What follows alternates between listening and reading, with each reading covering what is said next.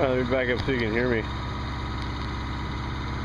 So I'm not sure if this thing's going to be getting driven right away. Probably going to have my sister. She's going to use it as her car since she doesn't have a car. But if she doesn't get to using it before winter, I went and put some new gas in. I put some more stable in the gas tank there. We're going to do a Seafoam. Since I have the Scout apart, Seafoam you can put in your oil, you can put in your gas tank, you can also add it in your intake. We're going to do that treatment on here since this poor girl's been sitting for a while. I'm sure her intake valves are a little gummy, but I'm going to let her warm up before I start dumping this down the carburetor. Even better look in here. She had a precondition where she was overheating, and it had something to do with the radiator. And while I was in college, my grandfather actually got it fixed. The problem was I was having the transmission lines that went into the radiator were coming out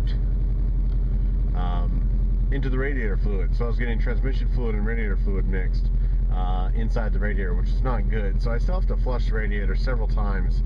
It's got leftover training fluid in it, but it's not overheating.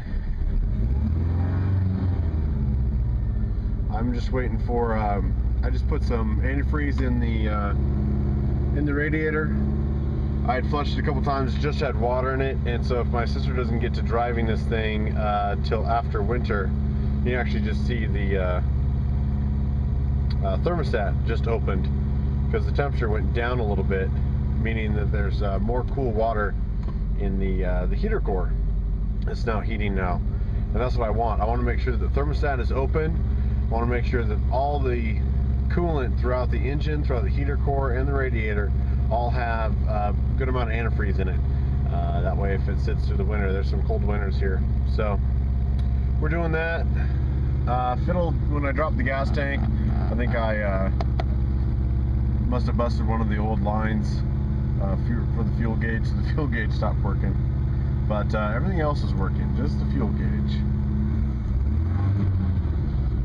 And we're still trying to push some of that old gas through. But now that she's warmed up, I will take it to the engine compartment.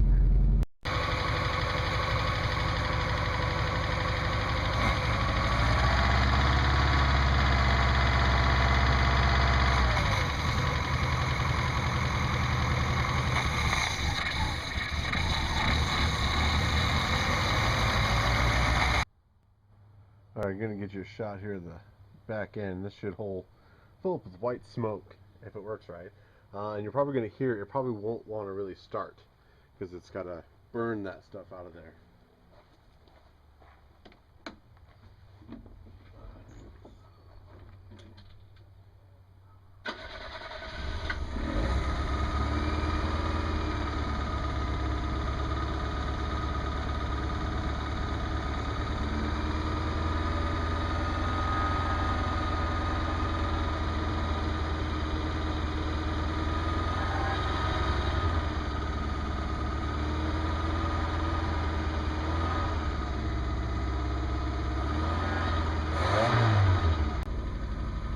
Well, hope you saw that. It wasn't quite as bad as I thought it was going to be, being such an old rig. We'll do it on the Scout when I do it. I try to do it on the Scout once a year. And when I do it on the Scout, I'll show you.